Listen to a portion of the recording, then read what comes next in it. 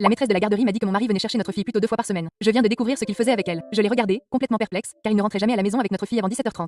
Vous êtes sûr? Ai-je demandé. La maîtresse a sorti son carnet de présence et m'a montré 8 semaines de pépins dont j'ignorais tout. J'ai quitté la garderie et je me suis assise dans ma voiture en cherchant sur Google le numéro du bureau de Chris, appelant directement son service. Son collègue Harry quand j'ai demandé à parler à Chris, disant qu'il ne travaillait que le matin, les mardis et jeudis, depuis des mois. J'ai appelé pour dire que j'étais malade au travail. Je suis rentrée chez moi et j'ai fouillé dans ses affaires, trouvant des reçus de magasins que je ne connaissais pas, des frais facturés dans des restaurants pendant les heures où il était censé être au travail, le déjeuner du mardi au Chuck E. Cheese, le jeudi après-midi au Build a Beer, des endroits où l'on emmène un enfant. Sophie chantait récemment une chanson sur Mama Jess et son petit frère, que je pensais tirer d'un dessin animé. J'ai reconnu le nom de la rue dans l'annuaire de l'entreprise de Chris, celle où habitait Jessica, la nouvelle responsable marketing. Quand Chris est rentré à la maison, j'avais tout étalé sur la table de la cuisine et je lui ai dit que j'étais au courant pour les enlèvements. Il n'a même pas essayé de le nier. Il s'est juste assis et a admis qu'il emmenait Sophie chez Jessica 2 fois par semaine depuis 2 mois. Alors que je pensais que notre fille était à la garderie, elle était allée chez une autre femme pour jouer à la maison. Jessica avait aménagé une chambre rose juste pour Sophie, lui avait acheté des vêtements et des jouets, et avait appris à notre fille de 3 ans à l'appeler Maman Jess. Mais c'était pire qu'une liaison, car Jessica était enceinte de 4 mois du bébé de Chris. Le timing m'a rendu malade, car il y a 4 mois, j'étais en plein traitement de FIV pour lequel nous avions dépensé 20 000 $. Il m'avait regardé m'injecter des hormones tous les matins, m'avait tenu la main pendant les prélèvements d'ovules, m'avait réconforté pendant 3 cycles ratés, tout cela alors que sa petite amie était déjà enceinte. Ils avaient fait appel au cabinet de Sophia pour leur nouvelle famille, et notre fille les avait aidés à décorer une chambre d'enfant, en choisissant du papier peint dinosaure pour la chambre de son petit frère. Chris m'a montré des photos sur son téléphone de Sophie dans l'appartement de Jessica, en train de déjeuner avec Jessica, de faire la sieste dans le lit rose, de jouer avec des jouets que je n'avais jamais vus, 32 jours sur 2 mois où ma fille a tissé des liens avec ma remplaçante pendant que je travaillais pour subvenir à nos besoins. Ils avaient inscrit Sophie dans une école Montessori près de l'appartement de Jessica sans me le dire,